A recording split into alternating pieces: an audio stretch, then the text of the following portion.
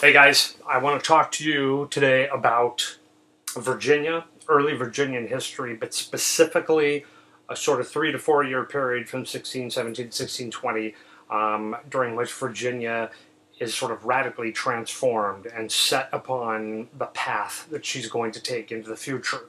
Okay, now let's do a little review, quick review. You read the stuff in the book, right? The Virginia Company, a joint stock company that's established in England for the purposes of making money with a colonial venture. They send, what is it, 120 guys, if I'm not mistaken, 120 men over to Virginia. They've gotten a charter from the king, permission to go and colonize, so they send them over there. And these guys set up shop at a little spot called Jamestown. Right up there, you can see it on the James River, almost exactly in the middle of the screen, actually. Why Jamestown? Why the James River? Why James County? Well, because the king was King James the First. And the Virginia Company, the guys that invested in it, they were no dummies, right? They said, hey, when we go and ask His Majesty for a charter, a royal charter, a permission slip to set up a colony, it's not going to hurt if we're buttering the old boy up, right? So, what's the name of the old first settlement going to be? Jamestown, Your Majesty. Oh, jolly good, I like that, right? What about this river here? The James River, Your Majesty, right? Yeah, Jamestown, James County, the James River. Maybe you're wondering why they named it Virginia. It was Virginia because just a few years before this, Elizabeth I had died, the greatest monarch in English history. She governed for almost 50 years. She was known as the Virgin Queen, because she never got married, never had children. She did have a lot of sex, but of course that was behind closed doors, so people didn't really know about it. They like to think of her as, little Virginia, a virgin queen, oh, jolly good, right? But, okay, so, once again, buttering up the king. When they name up Virginia, the king understands exactly what they're referring to, right? The recently deceased Queen of England, Elizabeth I. So, 1607, Jamestown is established, and everything begins to go wrong as rapidly as you can say. Everything begins to go wrong. First of all, 120 men sailed or set sail across the Atlantic.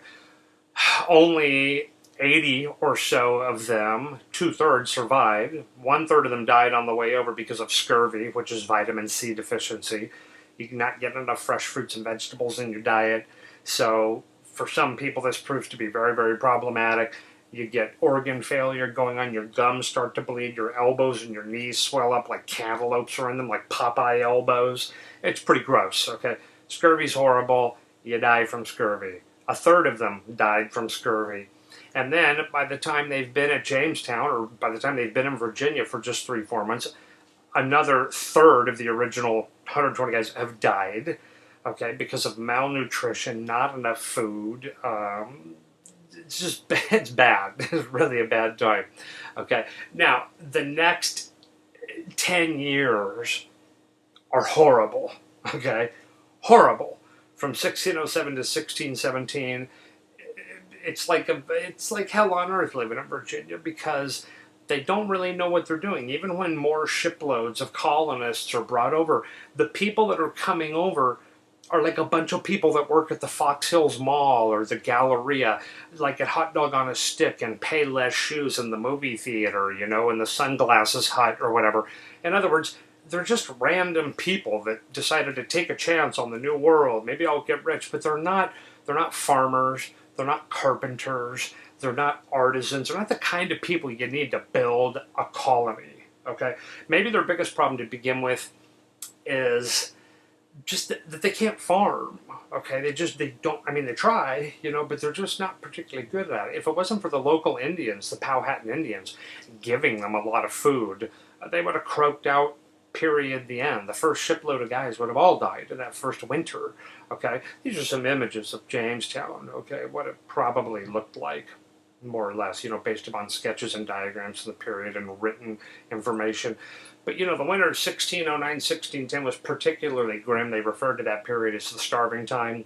This is an excerpt from the journal of the House of Burgesses of Virginia, and you can read it yourself, but it says, people were driven through insufferable hunger to eat those things which nature most abhorred, the flesh and excrements of man, as well as of our own nation as of an Indian, digged by some out of his grave after he'd lain buried 3 days, and wholly devoured him. Others, envying the better state of body of any whom hunger has not yet so much wasted as their own, lay wait and threatened to kill and eat them. One among them slew his wife as she slept in his bosom, cut her in pieces, salted her, and fed upon her till he had clean devoured all parts, saving her head. Why he didn't break open the skull and get the brain out of the brain cavity and go to town on that, I don't know. Okay, but trust me, guys, when dudes start eating each other and their wife and digging people up out of the ground and eating them, they're hungry. It means that the colonial adventure not going very well. Okay, now the other really big problem that they had in Virginia, pardon me, a little water, is that they couldn't establish an economy. They couldn't find anything there that was worth money. The sole purpose of starting a colony, any colony, is to profit off of it. The whole history of colonialism, several thousand years long, is about trying to make profit from some other part of the world. Okay? So, there's nothing in Virginia that's worth money. They try a lot of different things. The biggest problem is there's no gold and silver there. They want gold and silver. They want to find gold and silver in the ground. Nothing. There's no turquoise, no emeralds, no diamonds, no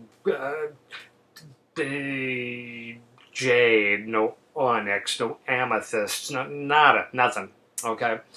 The Indians, however, they like to smoke this stuff called tobacco. Okay? The English don't like it. They call it pepperweed.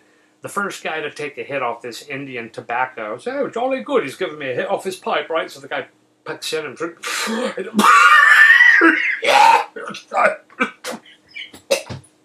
Guy's beating him on the back. "What's up, Harry? What that is?" He said, "Pepperweed." It's pepper, this weed. It's like a throat full of pepper. Pepperweed. They called it pepperweed because it had that kick of nicotine. The stuff that they smoked back in Europe and England and the old world, none of it had nicotine. Okay, it was just pipe weeds, like in The Hobbit and Lord of the Rings movies, the hobbits, smoking their pipes. It's just sweet, like cloves or something. Okay, so they didn't like tobacco, and because they didn't like tobacco, they didn't think of raising it and selling it, sending it to England, until 1614. In 1614, Virginia is in such dire shape that they go, maybe tobacco, why not, right? So they grow tobacco, about 2 tons of it gets harvested, they send it over. It sells not too fast. Nobody's crazy about it. I mean, they make a little bit of money. So they do it again in 1615, and they do it again in 1616. But somehow, by 1617, tobacco has caught on in England. The stuff that they send over after the harvest just sells out, bang, instantly. People have become addicted, right? Some people. So the Virginia Company, they send a message back to Virginia as fast as they can get a ship over there, and they say, "We have found our economic salvation. Grow as much freaking tobacco as you can, man, because this is going to make us rich." Tobacco is going to be the economic salvation. It's going to become the foundation of the economy in Virginia. Okay? In fact, they're so thrilled, these people in Virginia, the colonists, right, that they finally found something to make some money off of, that they start planting tobacco in their yards, in the streets, like anywhere that they've cleared land, not for farming, but just to walk around, whatever. They start planting tobacco, man, because all they can think about is, oh my God, finally something to make money. These guys got dollar signs in their eyes. Yeah, no wonder. Okay, so tobacco is going to be the economic salvation of the colony. As a result of tobacco, okay, in 1617, arriving in such a big way, over the course of the next 3-4 years, between 1617 and 1620, Virginia is going to be transformed radically, dramatically, forever transformed into a very distinct, unique sort of society at this particular moment in history. Okay, so what are the things, 6 things, that we're going to talk about in terms of this transformation of Virginia. All right, the first thing is that the Virginia Company, thrilled that they're going to start making a lot of money, they send over, what would it be called? Not a decree. I don't know, an order, okay, a document. They send this thing over to Virginia that tells the colonists, look, we want you to grow a lot of tobacco. Please grow as much as you can. And, because you finally found something to make us all a bunch of money, we are going to be a bunch of cool guys, and we're going to let you own your own land now. Okay, so the first thing, guys, individual ownership of land. Prior to this, for the last 10 years, the colonists in Virginia were living on land that belonged to the Virginia Company. The colonists didn't own it. They were like tenants. They were like renting an apartment, okay? But now, the Virginia Company, these guys that run the company, they're smart, and they say, look, guys that own their own land, their own tobacco farm, they're going to work much harder to improve that land, to raise that crop, to make money, because it's theirs. It's their land, right? On the other hand, guys that are sharecropping or tenant farmers, just working on land that belongs to somebody else, they're not going to be so thrilled about it, and they're not going to work as hard. And what we want is we want this colony developing as fast as we can get it up and running, more and more and more tobacco. So, number one big thing, give them a vested interest in hard work. Let them own their own land. Yeah, okay, it's very good thinking on the part of the company. The second thing that they're going to do is they are going to give the colony its own government. Self-government for Virginia. It's going to be called the House of Burgesses, which is almost just like saying the House of Representatives or the House of Senators or the House of Assemblymen. A Burgess is a lawmaker, a legislator, like our guys in Congress or up in Sacramento in the state assembly, right? Okay. So they said, we're going to give you guys your own government. We need you to make your own laws, make good ones. We're keeping a veto power here in England. If you send us over a new law and we think that it's dopey, we're going to smack it down. We're going to let you know that it's no good, okay? But look, you're Englishmen, we're Englishmen. You're going to make English-style laws that make sense based on the place that you're living in.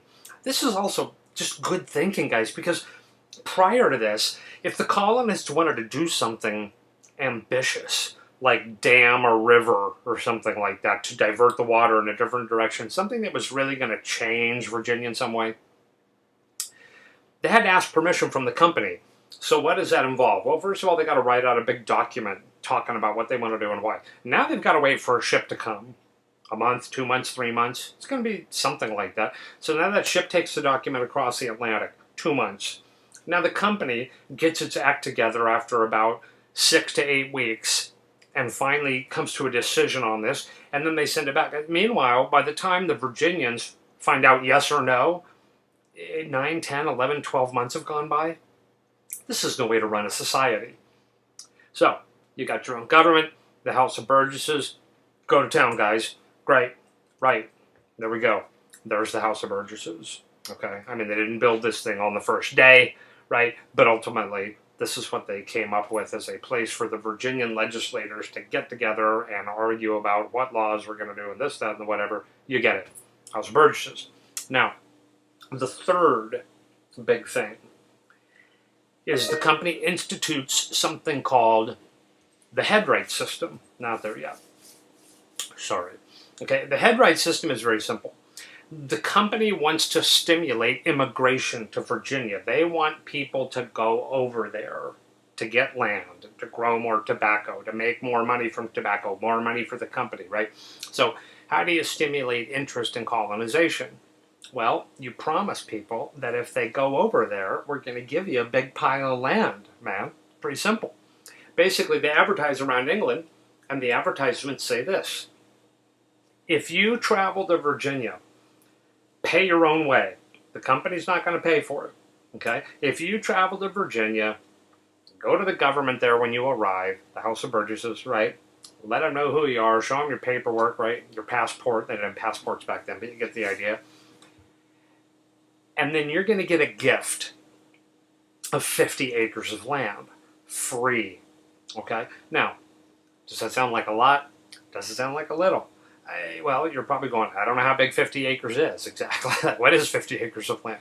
Okay, I'm going to tell you. 50 acres of land is pretty damn big. 60 acres of land is the size of the piece of real estate that Disneyland and the Great Adventure and Downtown Disney and the hotel, that whole Disney chunk of land, that's 60 acres. 60. 50 acres is what you get. Okay? Here is an acre, guys. The purple rectangle there that you're looking at, superimposed over a regulation NFL football field. That is 1 acre. Okay? You can see that it's almost just as big as a football field. So one way of thinking about this is 50 football fields in one big piece of real estate. You get that as a gift. Okay? Free. All you have to do is pay your way over there. Okay? And then start growing some damn tobacco on it and making some money for the company and etc. and you get it. So the headright system. Now stop for a minute, guys. Let's take a break for just a second here because I'm going to have some agua.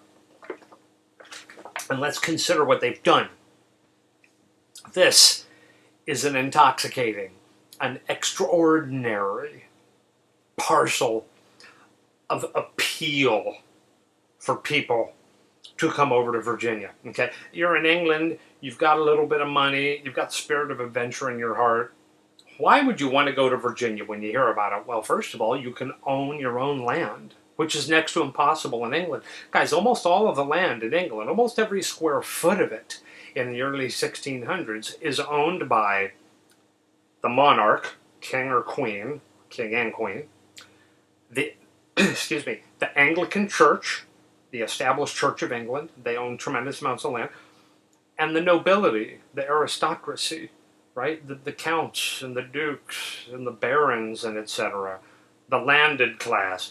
These three great big powerful interest groups own almost all the land that exists in England.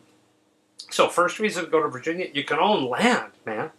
Second reason, you're going to have the power of your own government over there. And let's say you're a particularly smart guy. You say, shit, I'll be in the government, man. I mean, I'll be a member of the damn government and own land. And how much land? 50 acres, guys. Let me ask you, would you travel to some distant part of the world? Here, I'm going to give it to you like this, guys. I want you to really think about this for a minute. Let's just say that Australia was discovered next week.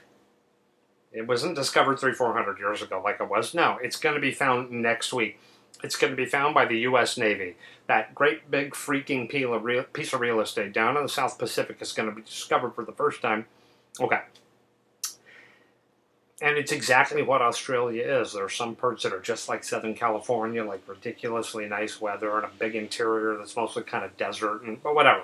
Okay. Now, here's the big headlines that come out next Monday morning. New land discovered, right?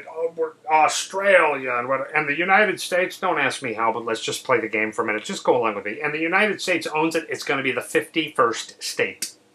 Okay. A week later, another big 10-point headline. Now, okay, it says there's a kind of tree. No, it's a headline, right? Cure for cancer. Okay, and then the article says this. There's a tree in Australia called the eucalyptus tree. The oil that can be produced from the leaves of this tree cures all forms of cancer, period, the end. Brain cancer, liver cancer, lung cancer, God help us guys, testicular cancer, any cancer.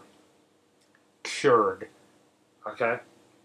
Are those eucalyptus trees going to be worth a lot of money? You bet. Okay? Next week, here's the third big headline.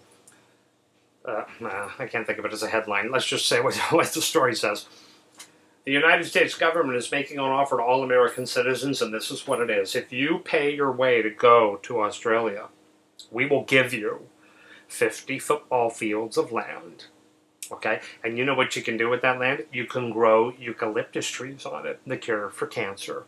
And you know what's going to happen in the next 2, 3, 4 years? You're going to be richer than a Roman emperor, man. Okay? I mean, guys, you tell me.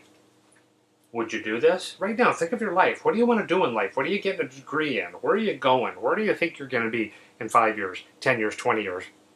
Would you go to Australia? You bet your ass you would. 80 or 90% of you. And the reason I know this is because I've been using this analogy for 15 years in classrooms, and 8 out of 10 students go, yeah, immediately. Yeah. Okay? I mean, this is incredible, right? The House of Burgesses is a Virginia company. It's very sharp, and they come up with this idea about how to excite people, okay, to stimulate immigration, to get people to go to England. Individual ownership of land. The House of Burgesses, self-government, and the headright system. You get 50 acres, and guys, it's even better than that. You don't just get 50 acres for you, but if you bring someone with you, if you pay for your wife to come, or your 3 strong sons, or whoever, for every person, every head, the right of your head, it's a head right, okay? For every head, cabeza, that you bring with you, you get another 50 acres. So, you, your wife, your 3 strong sons, grandma and grandpa, Uncle Fester, whoever, right? I mean, if you can bring 3 people with you, you're going to get 200 acres of land. Free. Yeah. Okay. This is good stuff. All right. Now, before we go any further, I'm actually going to take a break, and we'll pick this up in the second half of the lecture, guys. I'll see you in a few minutes.